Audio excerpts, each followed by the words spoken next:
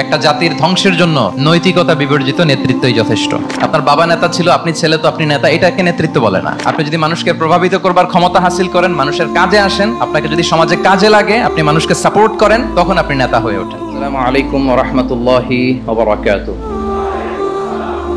نحمده ونصلي على رسوله الكريم أما بعد فأعوذ بالله من الشيطان الرجيم بسم الله الرحمن الرحيم لقد كان لكم في رسول الله أسوة حسنة لمن كان يرجو الله واليوم الآخر وذكر الله كثيرا صدق الله العظيم رب اشرح لي صدري ويسر لي أمري واحلل عقدة من لساني يفقهوا قولي। যে টপিকটির উপর আজকের সিরাত প্রোগ্রামে কিছু কথা আমি উপস্থাপন করবার চেষ্টা করব সেটা হচ্ছে প্রফেটিক লিডারশিপ, অর্থাৎ নববী নেতৃত্ব। আল্লাহ রাসূল সাল্লাল্লাহু আলাইহি ওয়াসাল্লামের নেতৃত্বের ধরন কেমন ছিল, কৌশলগুলো কেমন ছিল, স্ট্র্যাটেজি কেমন ছিল, রূপরেখা কেমন ছিল, এবং সেখান থেকে লেসন নিয়ে বর্তমান নেতৃত্বকে আমরা কিভাবে আরো ডেভেলপ করতে পারি, ইমপ্রুভ করতে পারি, এ নিয়ে সামান্য কিছু কথা আজকের এই প্রোগ্রামে আমি উপস্থাপন করার চেষ্টা করবো ইনশাআল্লাহ বিইذنিল্লাহ। তো মূল আলোচনাতে যাওয়ার আগে আমাদের শুরুতে নেতৃত্ব জিনিসটা কি, what is leadership, what is the essence of leadership, এই বিষয়টা ক্লিয়ার হইতে হবে। এটা ক্লিয়ার হলে আমরা পুরো আলোচনাটা খুব ভালো করে উপভোগ করতে পারবো ইনশাআল্লাহ।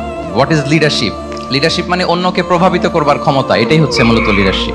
নেতৃত্ব মানে আপনার যদি অন্যকে ইনফ্লুয়েন্স করার ক্ষমতা থাকে, আপনার যদি মানুষকে ম্যানেজ করার ক্ষমতা থাকে, প্রভাবিত করবার ক্ষমতা থাকে, এটাই বেসিকলি লিডারশিপ। যদি আমরা অন্যকে প্রভাবিত করতে পারি তাহলে বাই ডিফল্ট আমি নেতা হয়ে উঠি। এটা হচ্ছে লিডারশিপের মূল সংজ্ঞা বা প্রকৃত কথা। লেটস সে ক্লাস শেষে একজন তার বন্ধুদেরকে বলল চল খেলতে যাই, তো কেউ কেউ রাজি, আবার অনেকে রাজি না। সে কনভিন্স করা শুরু করলো, ফাইনালি সে সবাইকে কনভিন্স করে খেলতে নিয়ে গেল, এই যে লিডার হয়ে গেছে। ক্লিয়ার হয়েছে না ব্যাপারটা? তাহলে বেসিকলি অন্যকে প্রভাবিত করবার যে ক্ষমতা, এটাই হচ্ছে কি লিডারশিপ। যদি আমরা অন্যকে প্রভাবিত করতে পারি, ইনফ্লুয়েন্স করতে পারি। আমাদের সমাজে কিংবা রাষ্ট্রে আমরা যে সমস্যাগুলো দেখি, এগুলো বেসিকলি পুর লিডারশিপের কারণে। পুর লিডারশিপ, বিকজ অফ পুর লিডারশিপ। যদি যথাযোগ্য নেতৃত্ব আমরা তৈরি করতে পারতাম, যোগ্য নেতৃত্ব যদি আমরা হাজির করতে পারতাম, তাহলে এই সমস্যাগুলো থাকতো না। আমরা আল্লাহ রাসূল সাল্লাল্লাহু আলাইহি ওয়া আলিহি ওয়াসাল্লামের নেতৃত্বের গুণাবলীগুলো যদি, ওনার যে লিডারশিপ ট্রেটস, লিডারশিপ ফিচার্সগুলো আছে, এগুলো যদি আমরা খেয়াল করি, তাহলে দেখবো যে এগুলো দিয়ে তিনি পুরো একটা জাতি, একটা ভূখণ্ডের জীবনধারা পাল্টে দিয়েছিলেন। তাহলে নেতৃত্বের দিক থেকে অ্যাজ এ লিডার তিনি কতটা সফল, এটা খুব ক্লিয়ার আমাদের কাছে। আমরা এখন দেখার চেষ্টা করবো যে রাসূল সাল্লাল্লাহু আলাইহি ওয়াসাল্লামের লিডারশিপটা আসলে কোন ধরনের লিডারশিপ ছিল, কোন ধরনের নেতৃত্ব ছিল, এবং সেখান থেকে বর্তমান সময়ে আমরা কি করে যুগোপযোগী নেতৃত্ব তৈরি করতে পারি। প্রথম যেটা বলতে হবে সেটা হচ্ছে আল্লাহ রাসূল সাল্লাল্লাহু আলাইহি ওয়া আলিহি ওয়াসাল্লামের নেতৃত্বটা ছিল সার্ভেন্ট লিডারশিপ। সার্ভেন্ট লিডারশিপ মানে হচ্ছে কাজের মধ্য দিয়ে নেতা হওয়া। বেসিক্যালি আপনি যখন মানুষের কাজে লাগবেন বা কাজে আসবেন, তখনই আপনি নেতা। যদি আপনাকে সমাজে কোনো কাজে না লাগে, সমাজে যদি আপনি রেলেভেন্ট হতে না পারেন, কাউকে সাপোর্ট করতে না পারেন, গাইড করতে না পারেন, তাহলে তো নেতা হয়ে ওঠা আপনার পক্ষে সম্ভব হবে না। তাহলে যদি কাজে লাগা যায় মানুষের, আপনি যদি কাজে লাগেন, আপনি যদি মানুষের উপকারে আসেন, তাহলে by default you are a leader. If you are society oriented, if you are people oriented, if you are service oriented, by default you are a leader. আমরা যদি আল্লাহ রাসূল সাল্লাল্লাহু আলাইহি ওয়া আলিহি ওয়াসাল্লামের জীবনের দিকে একটু খেয়াল করি, তাহলে দেখবো যে নবী হওয়ার আগেও কিন্তু আল্লাহ রাসূল সাল্লাল্লাহু আলাইহি ওয়াসাল্লামের এই ক্যারেক্টারিস্টিক্স গুলো ছিল, এই ফিচার গুলো ছিল। উনি মানুষের অনেক কাজে এসেছেন, তিনি মানুষকে সাপোর্ট করতেন, বিপদে তাদের পাশে দাঁড়াতেন, তাই না? তিনি তো অফিসিয়ালি 40 বছর বয়সে নবী হলেন, যদিও আল্লাহর এলেমে তিনি অনেক আগে থেকেই নবী। কিন্তু দুনিয়াতে আল্লাহ রাসূল সাল্লাল্লাহু আলাইহি ওয়াসাল্লাম যখন 40 বছর বয়সে উপনীত হলেন, তখনই তো হেরা গুহায় নাজিল হলো ইকরা বিসমি রাব্বিকাল্লাযী খালাক, read in the name of your lord who has created. এই যে 5টা আয়াত নাজিল হলো, উনি নিয়ে আসলেন, কাঁপতে লাগলেন। খাদিজা রাদিয়াল্লাহু তাআলা আনহার কাছে বললেন যে মনে হয় আমি মারা যাব, আমাকে কম্বল চাপা দাও, আমার ভয় লাগছে, আমি কাঁপছি। তখন খাদিজা রাদিয়াল্লাহু তাআলা আনহা ওনাকে আশ্বস্ত করলেন, ওয়াল্লাহি লা ইউখজিকাল্লাহু আবাদা, আপনি ভয় পাবেন না, আল্লাহ আপনাকে অপদস্থ করবেন না। ইন্নাকা লা তাসিলুর রাহিমা ওয়া তাসদুকুল হাদিসা, নিশ্চয় আপনি আত্মীয়তার সম্পর্ককে বজায় রাখেন, আপনি সবসময় সত্য কথা বলেন। ওয়া তাহমিলুল কাল্লা, আপনি মানুষের বোঝা বয়ে দেন। ওয়া তাকসিবুল মা'দুমা, যার উপার্জন করার কোনো সক্ষমতা নেই তার জন্য আপনি উপার্জন করেন, তাকে আপনি ফিনান্সিয়াল সাপোর্ট করেন। ওয়া তাকরিউদ দাইফা, আপনি মেহমানকে খাওয়ান। ওয়া তুঈনু আলা নাওয়াইবিল হক, সত্য যেখানে বিপন্ন সেখানে আপনি সত্যের বীর সেনানী হয়ে দাঁড়িয়ে যান। তো এই ফিচার যাদের মধ্যে থাকে, এমন ব্যক্তিত্বকে আল্লাহ তাআলা কখনোই অপমান করতে পারেন না। আপনি চিন্তিত হবেন না, ডোন্ট ওয়ারি অ্যাবাউট ইট, কোনো ভয় নাই, কোনো চিন্তা নাই, আপনি আশ্বস্ত হন। তাহলে দেখেন, এই যে 6টা গুণের কথা খাদিজা রাদিয়াল্লাহু তাআলা আনহা বললেন, এগুলো কিন্তু রাসূল সাল্লাল্লাহু আলাইহি ওয়াসাল্লাম নবী হওয়ার আগের গুণ। অর্থাৎ 40 বছর বয়সে তিনি উপনীত হওয়ার আগেই ওনার এই অভ্যেস ছিল যে উনি অন্যের বোঝা বইয়ে দিতে হেল্প করতেন, মানুষকে সাপোর্ট করতেন। যার উপার্জন করার সুযোগ নাই, ক্ষমতা নাই, তাকে তিনি উপার্জন করে দিতেন, মানে তাকে ফিনান্সিয়ালি সাপোর্ট করতেন, মেহমান খাওয়াতেন। তার মানে নবী হওয়ার আগেই উনি জনকল্যাণমূলক কাজে নিজেকে সম্পৃক্ত রেখেছেন। মানুষকে তিনি সাপোর্ট করতেন, মানুষকে হেল্প করতেন, উনি মানুষের কাজে লাগতেন। আর যে মানুষের কাজে লাগে, মানুষের উপকারে আসে, জনকল্যাণমূলক কাজে নিজেকে সম্পৃক্ত রাখে, বাই ডিফল্ট সে নেতা, বাই ডিফল্ট সে কি নেতা হয়ে যায়। তাহলে to serve before to lead, নেতৃত্ব এটা আসলে পজিশনের সাথে সম্পৃক্ত না, ইটস অল অ্যাবাউট ইনফ্লুয়েন্স। আপনার বাবা নেতা ছিল, আপনি ছেলে তো আপনি নেতা, এটাকে নেতৃত্ব বলে না। আপনি যদি মানুষকে প্রভাবিত করবার ক্ষমতা হাসিল করেন, মানুষের কাজে আসেন, আপনাকে যদি সমাজে কাজে লাগে, আপনি মানুষকে সাপোর্ট করেন, তখন আপনি নেতা হয়ে ওঠেন। তাহলে রাসূল সাল্লাল্লাহু আলাইহি ওয়াসাল্লামের লিডারশিপটা যদি বুঝতে হয়, প্রথম কথা হচ্ছে ওনার লিডারশিপের প্যাটার্নটা ছিল সার্ভেন্ট লিডারশিপ, মানে সার্ভিস দেওয়ার মধ্য দিয়ে উনি নেতা বনে গেছেন। নবী হওয়ার আগেই ওনার মধ্যে এই ট্রেড ছিল, উনি মানুষকে সার্ভিস দিতেন। আরবিতেও একটা কথা আছে, সাইয়্যিদুল কওমি খাদিমুহুম, মানে যিনি সমাজের নেতা তিনি হবে সমাজের সবচেয়ে বড় খাদেম। যিনি নেতা হবেন তিনি সমাজের সবচেয়ে বড় কি হবেন? খাদেম হবেন। আমি টোটাল 12টা পয়েন্ট আলোচনা করবার চেষ্টা করব ইনশাআল্লাহ। প্রথম পয়েন্টটা হচ্ছে সার্ভেন্ট লিডারশিপ, মানে to serve before to lead. নেতা হওয়ার আগে খাদেম হইতে হবে। কি হইতে হবে? খাদেম হইতে পারলে আপনি বাই ডিফল্ট নেতা। তাহলে আল্লাহ রাসূল সাল্লাল্লাহু আলাইহি ওয়া আলিহি ওয়াসাল্লামের নেতৃত্বের প্রথম কথা হচ্ছে ওনার লিডারশিপ প্যাটার্নটা ছিল সার্ভেন্ট লিডারশিপ। এটা হচ্ছে নাম্বার 1। 2 নাম্বার কথা হচ্ছে নেতৃত্বের জন্য যেটা লাগে সেটা হচ্ছে কম্পিটেন্স। কিছু কম্পিটেন্স লাগে, এর মধ্যে অন্যতম কম্পিটেন্স হচ্ছে এলোকোয়েন্স, বাগ্মিতা, বক্তব্যের পারঙ্গমতা। এটা লাগে, মানে যিনি নেতা হবেন তিনি কথা বলতে জানতে হবে, কথা বলতে পারতে হবে। এবার বলেন তো আল্লাহ রাসূল সাল্লাল্লাহু আলাইহি ওয়াসাল্লামের এই কোয়ালিটিটা ছিল কি ছিল না? অসাধারণ কমিউনিকেশন স্কিল ছিল আল্লাহ রাসূল সাল্লাল্লাহু আলাইহি ওয়াসাল্লামের। এবং ওনার পাবলিক স্পিকিং এর যে কি দক্ষতা, আমরা ওনার বিভিন্ন বক্তব্যে, ওনার জুমার খুতবায়, ওনার বিভিন্ন আলোচনায়, বক্তব্যগুলো থেকে আমরা বুঝতে পারি। তাহলে নেতা হইতে হলে তার এলোকোয়েন্স লাগে, বাগ্মিতা লাগে। একজন মানুষ সর্বপ্রথম কোন জিনিসের প্রেমে পড়ে জানেন? কথার প্রেমে পড়ে। কিসের? কথার প্রেমে পড়ে। কথার ধরন, কণ্ঠস্বর, তার অ্যাটিটিউড, তার শব্দের জাদু, এটা মানুষের হৃদয়কে জয় করে ফেলে। আল্লাহ রাসূল সাল্লাল্লাহু আলাইহি ওয়াসাল্লাম তিনি নিজেও বলেছেন, ওয়া ইন্না মিনাল বায়ানি লা সিহরা, কিছু কিছু বক্তব্যের মধ্যে জাদু আছে। তো রাসূল সাল্লাল্লাহু আলাইহি ওয়াসাল্লামের এই এলোকোয়েন্স ছিল, এলোকোয়েন্স। তিনি বলতেন, উতিতু জাওয়ামিউল কালিম, আল্লাহ তাআলা আমাকে সর্বমর্ম বাচন ভঙ্গির অধিকারী করেছেন। মানে উনি যেটা বলতেন এটা ছিল very precise in wording but comprehensive in meaning. এটার যে দোতনা, এটার যে appeal to the heart of the people, to the heart of the listener, এটা অসাধারণ, মানুষের হৃদয়কে জয় করে ফেলতো। আল্লাহু আকবার। তাহলে নেতা হইতে হইলে তার কমিউনিকেশন স্কিল লাগবে। কি বলেন? লাগবে। এখন নেতা আসছে, উনি বক্তব্য করতে পারতেছে না, তাহলে কি নেতা হইতে পারবে? তাহলে পাবলিক স্পিকিং, কমিউনিকেশন স্কিল, এটা ইটস এ মাস্ট, এটা নেতার লাগবে। যেমনটি রাসূলুল্লাহ সাল্লাল্লাহু আলাইহি ওয়াসাল্লামের ছিল, উনি সর্বমর্ম বাচন ভঙ্গির অধিকারী ছিলেন। বলতেন কম, কিন্তু এটার অ্যাপিল ছিল অনেক বেশি, এটার ব্যাখ্যা হয়ে যেত অনেক। রাসূল সাল্লাল্লাহু আলাইহি ওয়াসাল্লামের সবচাইতে বড় ভাষণটি ছিল বিদায় হজের ভাষণ, খুব সম্ভবত। ওই ভাষণের টেক্সটগুলোকে যদি একসাথে করা হয়, আমার মনে হয় 10 মিনিটের বেশি লাগবে না ওই টেক্সটগুলো পড়তে। তার মানে সবচাইতে বড় যে ভাষণ ওনার, ওটা কত ছিল? 10 থেকে 12 মিনিটের ভাষণ ছিল। আমরা তো ঘন্টার পর ঘন্টা বক্তব্য করি, তারপরেও তো আমরা মানুষের মনকে খুশি করতে পারি না। উনি সেই যে 1400 বছর আগে 10 মিনিটের একটা ছোট্ট ভাষণ দিলেন, গোটা বিশ্ব আজও হাবুডুবু খায় ওই ভাষণের ভেতর, ঠিক কিনা বলেন? তাহলে উতিতু জাওয়ামিউল কালিম, আমি সর্বমর্ম বাচনভঙ্গির অধিকারী। সুবহানাল্লাহ, ভেরি প্রিসাইজ এন্ড ক্লিয়ার। কতটা প্রিসাইজ এন্ড ক্লিয়ার ছিল রাসূল সাল্লাল্লাহু আলাইহি ওয়াসাল্লামের বক্তব্য?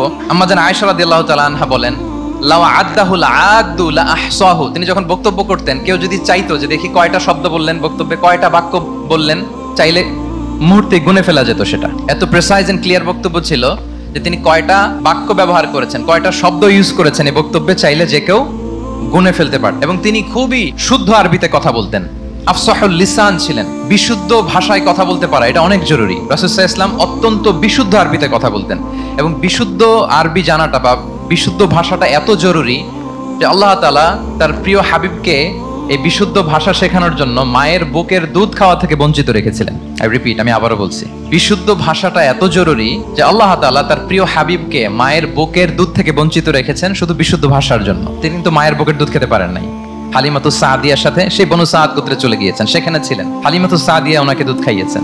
এরপরে যখন মরুভূমির চমৎকার পরিবেশে একেবারে বিশুদ্ধ আরবি তিনি শিখেছেন, আবার শিশু মুহাম্মদ সাল্লাল্লাহু আলাইহি ওয়াসাল্লামকে তিনি তার মায়ের কাছে ফিরিয়ে দিয়েছেন। তাহলে চিন্তা করে দেখেন যে বিশুদ্ধ ভাষার জন্য মায়ের বুকের দুধকে স্যাক্রিফাইস করা হয়েছে। আল্লাহু আকবার। তাহলে আম্মা জান আয়েশা রাদিয়াল্লাহু তাআলা আনহা বলতেন, লাউ আদাহুল আদু লা আহসাহু, চাইলে যে কেউ গুনতে পারতো যে তিনি প্রিয় নবীজি কয়টা বাক্য বললেন, কয়টা শব্দ। এত প্রিসাইজ এন্ড ক্লিয়ার ছিল। অন্য বর্ণনায় এসেছে, কানা ইয়াতাকাল্লামু বিকালামিন বাইনাহু ফাসলুন, তিনি এমন ভাবে কথা বলতেন, কথার মাঝখানে মাঝখানে পজ দিতেন। কি দিতেন? পজ দিতেন, মানে একটু থামতেন যাতে করে শ্রোতারা বুঝতে পারে। ইয়াতাকাল্লামু বিকালামিন বাইনাহু ফাসলুন, বলতে বলতে মাঝে মাঝে একটা পজ দিতেন যাতে সবাই বুঝতে পারে। ইয়াহফাযুহু মান জালাসা ইলাই, আশেপাশে যারা বসতো তারা সহজে এটা মুখস্থ করে ফেলতে পারে। পজ দিয়ে দিয়ে থেমে থেমে এত চমৎকার করে ওনার প্রেজেন্টেশন ছিল, বক্তব্য মালাগুলো ছিল, ফলে যারা শুনতেছে ইজিলি মুখস্থ করে ফেলতে পারত। এবং গুরুত্বপূর্ণ কথা তিনি এমফাসাইজ করতেন, 3 বার বলতেন। একবার তিনি বলতেছেন আত-তাকওয়া হা হুনা হা হুনা হা হুনা ওয়া ইউশিরু ইলা সাদরিহি 3 মাররাত। তাকওয়াকে তিনি এখানে রেফার করেছেন।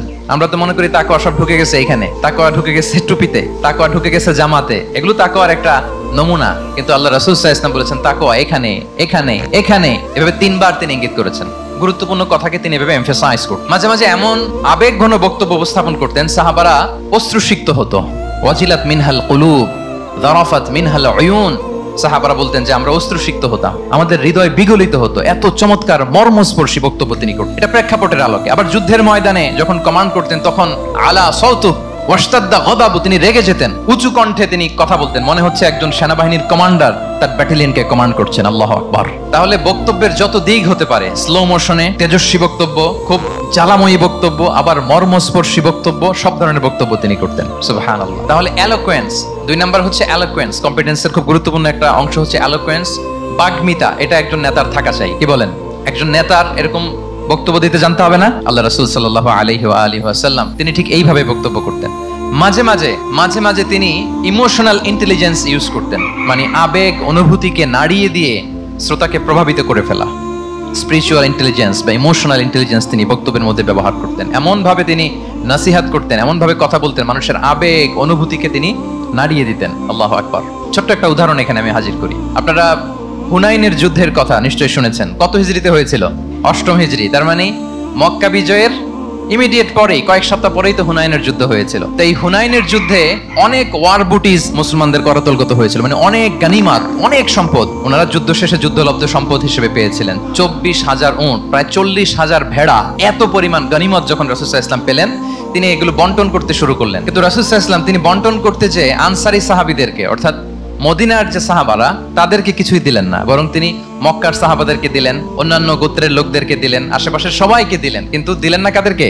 আনসারী সাহাবীদেরকে। ফলে এত বিশাল ওয়ার বুটিজ, এর মধ্যে থেকে কিছুই আনসারীরা পেল না। ওনাদের মধ্যে ক্ষোভের জন্ম নিল। ক্ষোভ থেকে ওনারা সমালোচনা করতে আরম্ভ করলেন আল্লাহ রাসূল সাল্লাল্লাহু আলাইহি ওয়াসাল্লামের। এবং সমালোচনা করতে করতে এটা এমন পর্যায়ে চলে গেল, এক পর্যায়ে তারা বলতে আরম্ভ করলো যে আমরা ওনার জন্য জান দিলাম, জীবন দিলাম, আজকে উনি এত সম্পদ পেয়ে সব নিজ এলাকার লোকদের মাঝে বন্টন করে দিল, এটা কি ঠিক করলো উনি? আল্লাহর নবীকে ক্ষমা করুক। মানে কেমন যেন রাসূল একটা ভুল করে ফেলছেন, রাসূল সাল্লাল্লাহু আলাইহি ওয়াসাল্লাম ওনাদেরকে দিতে বাধ্য ছিলেন, এটা যেহেতু দেন নাই, আল্লাহ তার রাসূলকে ক্ষমা করুক, এরকম একটা কথা তারা বলে ফেলতেন। এটা তো অনেক বড় কথা।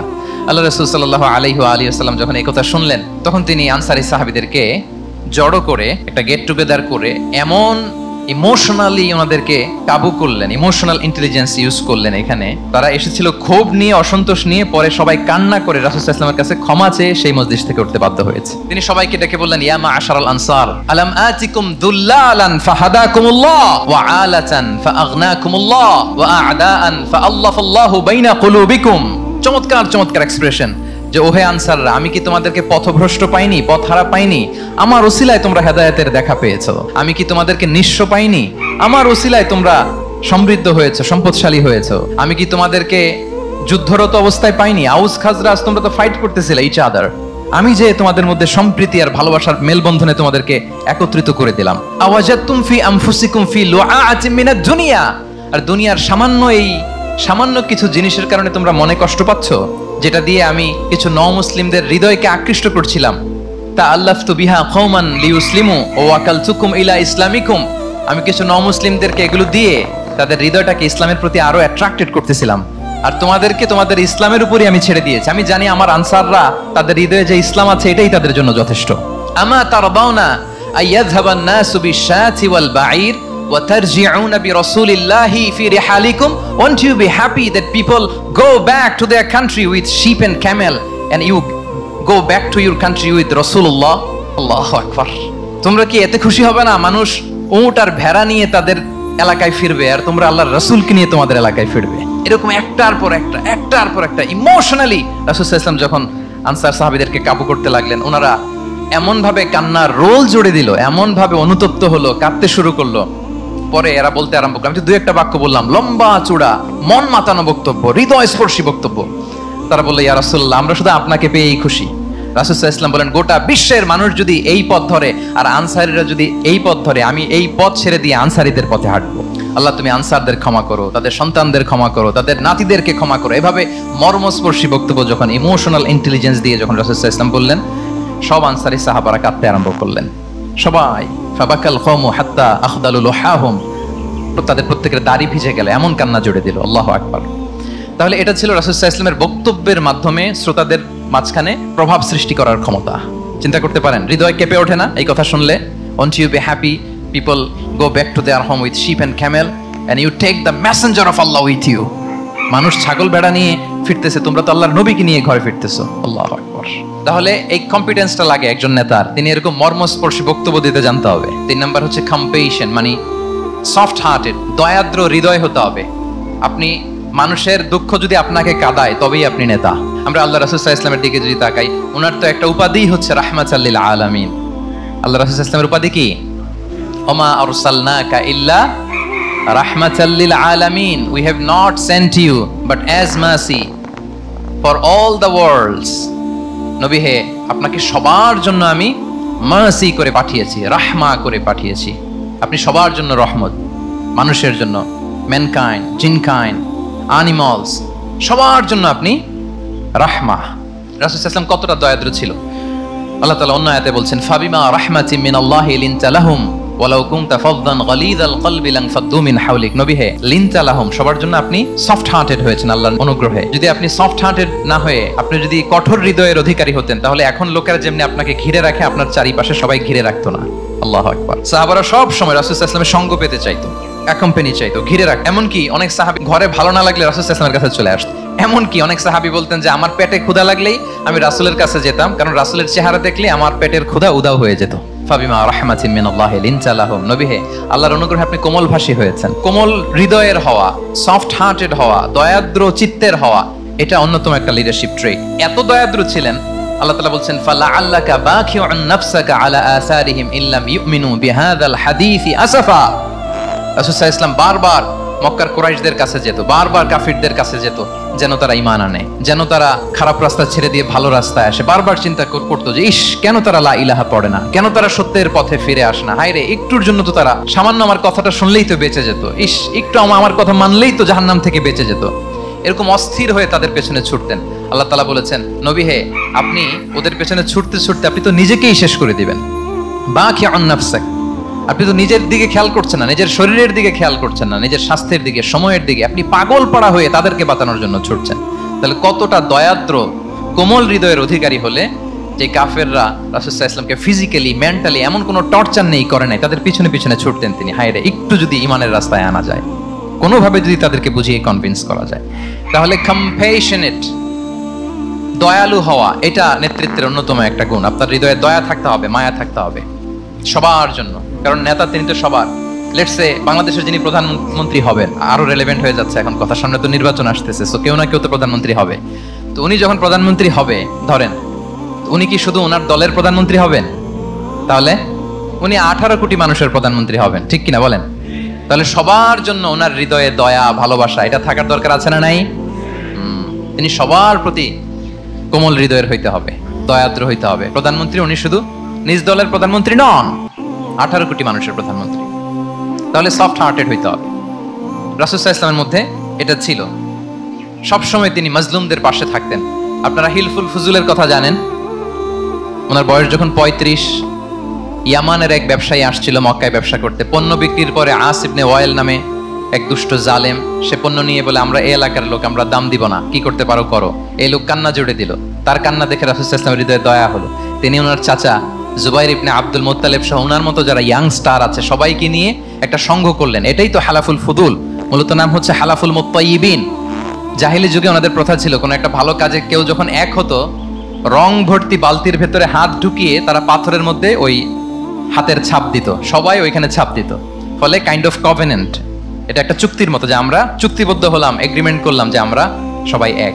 রাসূল সাল্লাল্লাহু আলাইহি ওয়াসাল্লাম ওনার মতো ইয়াংস্টারদেরকে নিয়ে এই হালাফুল মুত্তাইয়িবিন বা হালাফুল ফুদুল করেছেন, এবং এটার মূল কথা ছিল, মূল স্লোগান ছিল নাহনু মাআল মাজলুম দিদ্দাদ যালিম, আমরা সবসময় মাজলুমের পক্ষে থাকবো, জালিমের বিপক্ষে। এটা ছিল হিলফুল ফুজুলের কি মূল শিক্ষা। এইভাবে সব সময় তিনি মাজলুমদের সাথে ছিলেন। শ্রমিক সাহাবীদেরকে বড্ড ভালোবাসতেন, শ্রমজীবীদেরকে বড্ড ভালোবাসতেন।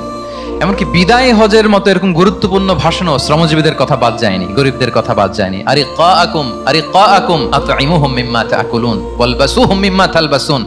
খবরদার, সেদিনও বলেছিলেন সেই বিদায় হজের ভাষণে, তোমরা তোমাদের শ্রমজীবী লোকদের কথা ভুলে যেও না, তোমাদের স্টাফদের কথা, তোমাদের দাস দাসীদের কথা। তোমরা যা খাবে সেখান থেকে তাদেরও খাওয়াবে, তোমরা যে পোশাক পরবে সেখান থেকে তাদেরও পোশাকের ব্যবস্থা করবে। আল্লাহু আকবার। তাহলে রাহমাতাল লিল আলামিন, তিনি ছিলেন কম্পেশনের, দয়ালু হৃদয়ের অধিকারী। 4 নম্বরে হচ্ছে ইন্টিগ্রিটি। ইন্টিগ্রিটি মানে সততা, নৈতিকতা থাকতে হবে। এটা অন্যতম একটা লিডারশিপ ট্রেট। এটার বড় ক্রাইসিস এখন ইন্টিগ্রিটির। রাসূল সাল্লাল্লাহু আলাইহি ওয়াসাল্লামের লিডারশিপটা ছিল এথিক্যাল লিডারশিপ, কিন্তু এইটার অনেক বড় ক্রাইসিস আমাদের সমাজে, আমাদের নেতৃত্বের মাঝে। কি বলেন? নৈতিকতার ঘাটতি আছে না? নৈতিকতা বিবর্জিত নেতৃত্ব, এটা দিয়ে কিছুই হয় না। একটা জাতির ধ্বংসের জন্য নৈতিকতা বিবর্জিত নেতৃত্বই যথেষ্ট। এজন্য নৈতিকতা লাগবে, ইন্টিগ্রিটি, সততা। আমরা যদি আল্লাহ রাসূল সাল্লাল্লাহু আলাইহি ওয়াসাল্লামের নেতৃত্বের দিকে তাকাই, ওনার সততা, ওনার সত্যবাদিতা, ওনার আমানতদারিতা নিয়ে যদি আমরা একটু সিরাতের পরতে পরতে খেয়াল করি, এমনকি নবী হওয়ার আগে যদি খেয়াল করি, তাহলে দেখবো যে মক্কার লোকেরা আল্লাহ রাসূল সাল্লাল্লাহু আলাইহি ওয়াসাল্লামকে আস-সাদিক, আল আমিন উপাধিতে ভূষিত করেছেন। সুবহানাল্লাহ, মানে সত্যবাদী, ট্রুথফুল এন্ড ট্রাস্টওয়ার্দি। স্বয়ং মক্কার লোকেরা, মক্কার মুশরিকরা রাসূল সাল্লাল্লাহু আলাইহি ওয়াসাল্লামকে উপাধি দিয়েছিলেন আল আমিন। কি উপাধি দিয়েছিলেন? আল আমিন। তার মানে কখনো মিথ্যা বলেননি, কখনো আমানতের খেয়ানত করেননি। যখন আয়াত নাজিল হলো ওয়া আনজির আশিরাতাকাল আকরাবিন, হে নবী আপনি আপনার নিকট আত্মীয়দেরকে সতর্ক করুন জাহান্নামের আযাবের, তিনি সাফা পাহাড়ের চূড়ায় উঠে গেলেন, ডাকতে আরম্ভ করলেন, ও মক্কার লোকেরা, ও আমার আত্মীয়রা, আমি যদি বলি এই পাহাড়ের পেছনে একদল ঘোড়সাওয়ার সশস্ত্র ব্যাটালিয়ন তোমাদেরকে এখনই অ্যাটাক করবে, তোমরা কি বিশ্বাস করবে? আকুনতুম মুসাদ্দিকিয়া, আমার কথা বিশ্বাস করবে? মক্কাবাসী এক বাক্যে কি বলেছিল জানেন? তারা বলেছিল নাম, অবশ্যই বিশ্বাস করবে। কেন বিশ্বাস করবে? বলে যে মা জাররাবনা আলাইকা ইল্লা সিদকা, we have never ever experienced a single lie from you in our life. আমরা জীবনে কোনোদিন তোমার মিথ্যা বলতে শুনি নাই। আল্লাহু আকবার। কি নিঃসংকোচ স্বীকৃতি এলাকার লোকদের। এইটা আমাদের সমাজে অনেক বড় ক্রাইসিস, আমানতদারিতা, ট্রাস্টওয়ার্দিনেস। সো এখান থেকে আমাদের শিখতে হবে, অনেক কিছু রিভাইজ করতে হবে আমাদেরকে।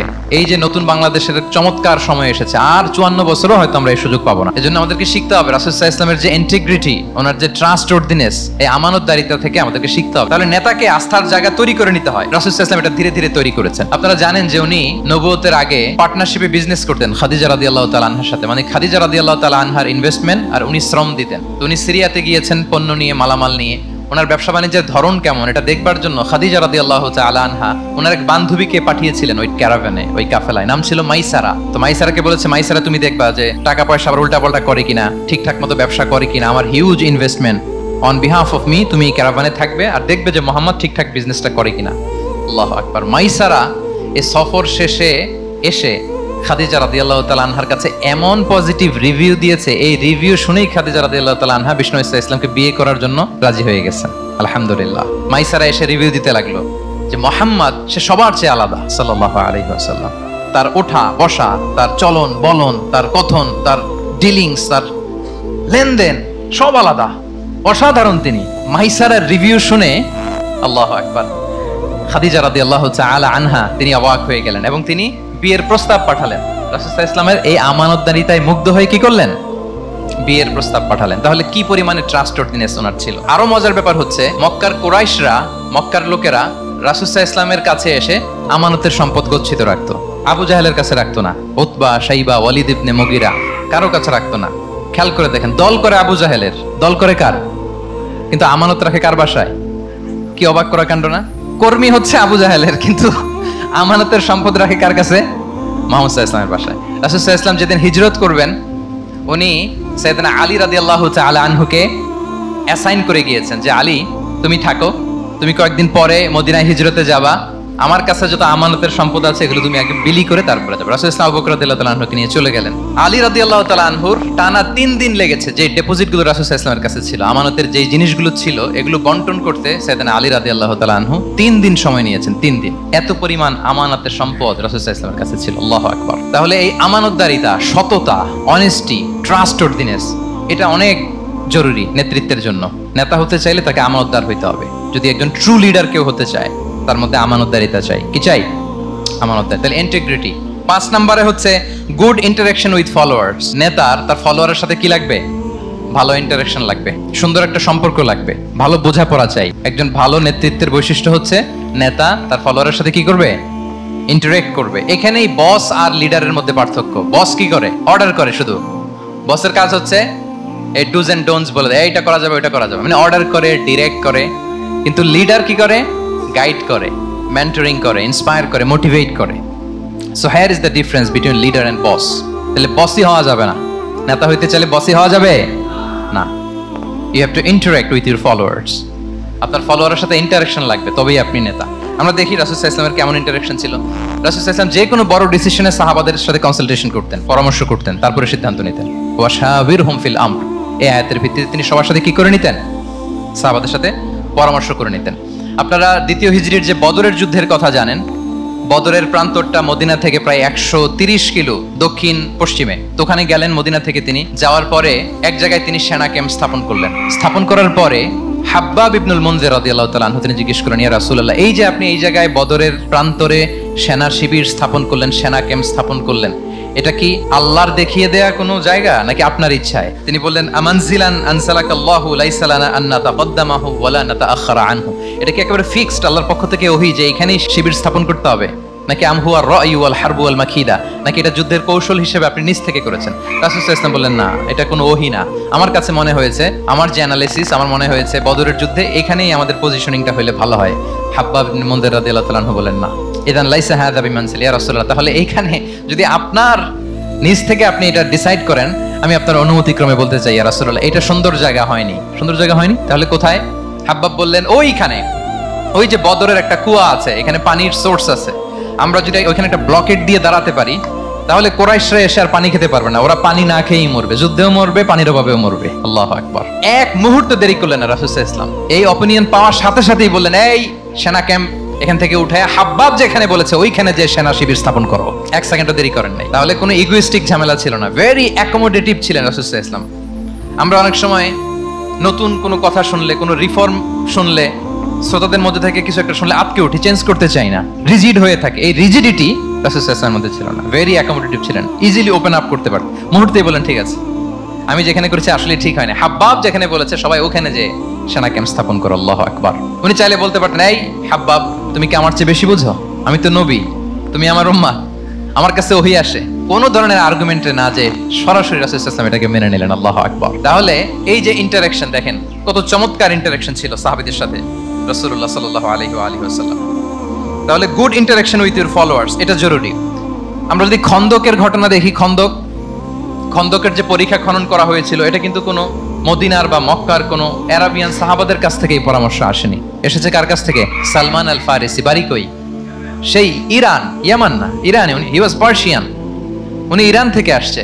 তাহলে ইজিলি তিনি সাহাবীদের কাছ থেকে চমৎকার অপিনিয়ন আসলে সেটাকে পিক করতেন এবং তাদের সাথে চমৎকার ইন্টারাকশন ছিল। সাহাবীদের সাথে, ফলোয়ারদের সাথে ওনার কতটা গভীর ইন্টারাকশন ছিল, ছোট্ট একটা হাদিস বলে, হাদিসটা সহিহ, মুসনাদে আহমদ ইবনে হাম্বলে এসেছে। আমি এই পয়েন্টটা শেষ করছি।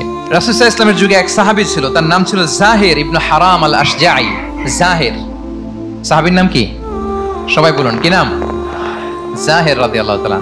উনি মদিনায় থাকতেন না, উনি মরুপল্লীতে থাকতেন, মানে বেদুইন ছিলেন আর। মদিনা তো শহর, সিটি, উনি সিটিতে থাকতেন না, উনি থাকতেন মরুপল্লীতে। ওখানে তিনি অর্গানিক ফলমূল, শাকসবজি চাষ করতেন। রাসূল সাল্লাল্লাহু আলাইহি ওয়াসাল্লাম ওনার এই অর্গানিক ফলমূল আর শাকসবজি খুব পছন্দ করতেন। ফলে উনি প্রায় সেই মরুপল্লী থেকে রাসূল সাল্লাল্লাহু আলাইহি ওয়াসাল্লামের জন্য অর্গানিক ফ্রেশ ফ্রুট আর শাকসবজি মদিনায় নিয়ে আসতেন এবং এগুলো ফ্রিতে দিতেন রাসূল সাল্লাল্লাহু আলাইহি ওয়াসাল্লামকে অ্যাজ এ গিফট। উপহার হিসেবে রাসূল সাল্লাল্লাহু আলাইহি ওয়াসাল্লামকে মরুপল্লী থেকে চাষ করে আনা ফলমূল শাকসবজি দিতেন। আর কিছু শাকসবজি ফলমূল তিনি মদিনার বাজারে বিক্রি করতেন। তো একবার তিনি এসে রাসূল সাল্লাল্লাহু আলাইহি ওয়াসাল্লামকে অর্গানিক এই ফ্রুটগুলো দিয়ে বাকিগুলো মদিনার বাজারে বিক্রি করতেছেন।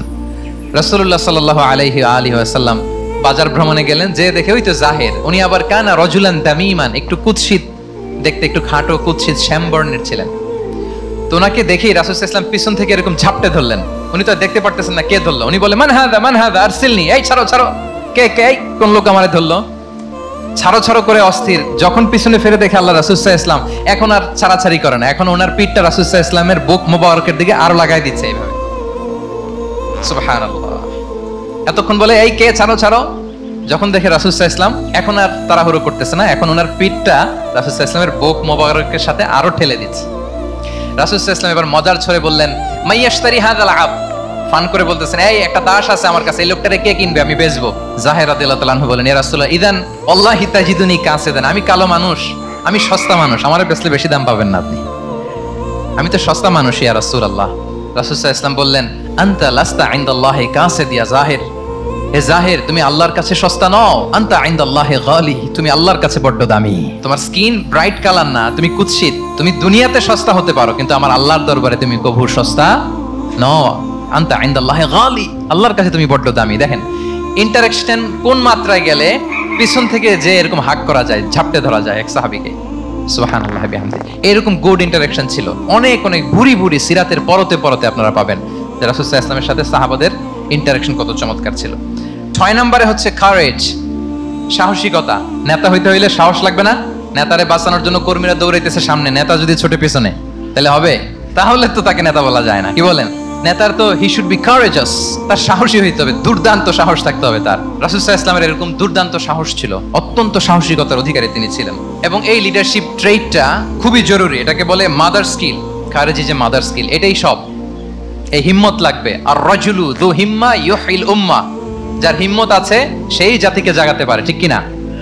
এই যে আমাদের কাছে তো উদাহরণ একেবারে হাতের কাছেই, এই যে 5 আগস্টে, এই যে জুলাই আপরাইজিং, যদি কারেজ না থাকতো আমাদের তরুণদের, আমাদের জেনজিদের, তাহলে এই পরিবর্তন কি আমরা দেখতে পেতাম না। আমি গল্প শুনছিলাম যে এই চট্টগ্রাম বিশ্ববিদ্যালয় থেকে 2 জন শহীদ হয়েছে, আল্লাহ তাদের কবরগুলোকে তুমি জান্নাতের টুকরা বানিয়ে দাও। এই যে আমাদের তরুণরা তাজা রক্ত দিয়ে একটা চেঞ্জ এনেছে, পরিবর্তন, এটা তো কারেজ, তাদের সাহসিকতার বহিঃপ্রকাশ, ঠিক কিনা? এটা লাগবে। কেউ যদি লিড দিতে চায়, লিডার হতে চায়, তার এটা লাগবে, মাস্ট। রাসূল সাল্লাল্লাহু আলাইহি ওয়াসাল্লাম অত্যন্ত সাহসী ছিলেন। দুই একটা উদাহরণ আমরা সিরাত থেকে দেখি। একবার মদিনাতে রাত্রিবেলা বিকট একটা আওয়াজ হলো, বিকট এত আওয়াজ, সবাই ঘুম থেকে জেগে গেল। ঘুম থেকে জেগে সবাই হতভম্ব, কিরে এত আওয়াজ তো মদিনাতে কখনো শুনি না। ঘটনা কি? কেউ ঘোড়া নিয়ে, কেউ উট নিয়ে, কেউ খচ্চর নিয়ে, কেউ এমনি খালি পায়ে ছুটতে আরম্ভ করলো আওয়াজের দিকে, দেখি যাই কোথায় কি হলো। সবাই ছুটতে ছুটতে মাঝপথে যেয়ে দেখে রাসূল সাল্লাল্লাহু আলাইহি ওয়াসাল্লাম আওয়াজ কোথায় হইছে, কোত্থেকে হইছে দেখে ফিরে আসতেছে, আর বলতেছে লান তুরাউ, ডোন্ট ওয়ারি, আরে ভয় নাই ভয় নাই, দেখে আসছি আমি, আল্লাহু আকবার, ভয় নাই আমি দেখে আসছি, এভরিথিং ইজ ফাইন দেয়ার, সব ঠিক আছে, যাও ফিরো ফিরো মদিনায় ফিরো। সবাই ভয় পেয়ে ঘোড়া টোড়া ও ঠাকিয়ে ছুটতে আরম্ভ করছে। অনেক দূর যাওয়ার পরে দেখে রাসূল সাল্লাল্লাহু আলাইহি ওয়াসাল্লাম আবু তালহা রাদিয়াল্লাহু তাআলা আনহুর একটা খুবই ক্ষিপ্ত ঘোড়া নিয়ে উনি দেখে ভিজিট করে ফিরে আসতেছেন। সুবহানাল্লাহ। তাইলে বিপদ ঘটলে নেতা থাকতে হবে কই, সামনে না পেছনে? আমাদের নেতারা থাকে কই? নাকি পেছনেও খুঁজে পাওয়া যায় না? It's a big crisis. নেতা থাকবে কোথায়? Front liner. Leader should be front liner. উনি তো লিড দিবে, নেতৃত্ব দিবে। এখন ওনারা যদি খুঁজে পাওয়া না যায়, তাহলে থাকবে কিছু না। এই যে শিখতে হবে আমাদের, যেমনটা রাসূল সাল্লাল্লাহু আলাইহি ওয়াসাল্লাম করলেন।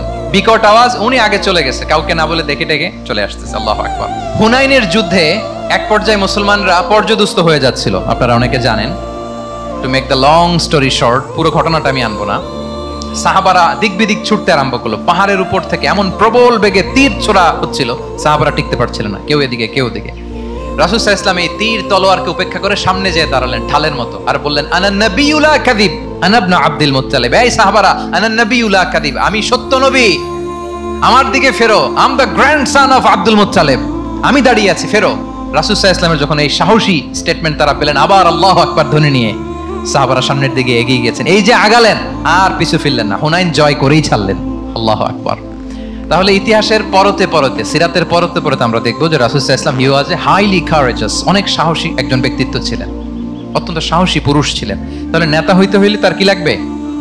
সাহসিকতা লাগবে, তার তো লিড দিতে হবে ফ্রন্ট লাইন থেকে। এবং কাপুরুষতা, ভীরুতা, এটা থেকে রাসূল সাল্লাল্লাহু আলাইহি ওয়াসাল্লাম পানা চেয়েছেন। আল্লাহুম্মা ইন্নী আউযু বিকা মিনাল হাম্মি ওয়াল হাসান ওয়া আউযু বিকা মিনাল আজজি ওয়াল কাসাল ওয়া আউযু বিকা মিনাল জুবনি ওয়াল বুখল। জুবন মানে কি? ভীরুতা, কাপুরুষতা। হে আল্লাহ, আমি ভীরুতা থেকে, কাপুরুষতা থেকে পানাহা চাই।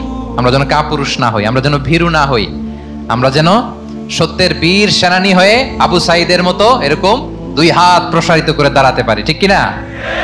এই যে কারেজাস আবু সাঈদ, হ্যাঁ, is the icon of courage of Bangladesh, কি বলেন? এই যে বুক টান টান করে যে হাত দুইটা প্রসারিত করে দাঁড়ালো, আল্লাহু আকবার, গোটা বিশ্ব এখন তাকে আইকনিক ফিগার হিসেবে মেনে নিছে, কি বলেন?